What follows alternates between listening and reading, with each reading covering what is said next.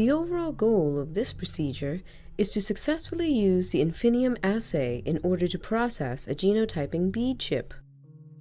This is accomplished by first amplifying, fragmenting, and isolating the DNA.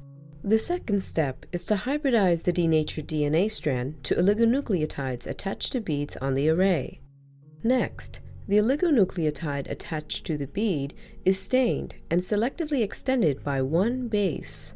The final step is to scan the bead chips to detect the labeled nucleotide.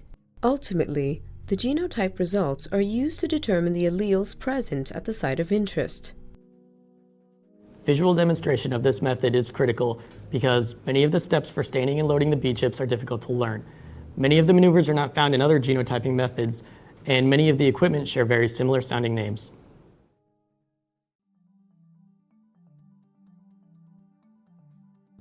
One day prior to amplification, prepare the DNA. Dispense 200 nanograms of DNA per well into a deep well 96 sample plate. At least 96 samples must be plated to ensure no reagent will be wasted. Label the plate with a barcode sticker supplied by the kit and centrifuge it. In order to normalize the volumes, leave the samples in a drawer or fume hood overnight to evaporate the liquid.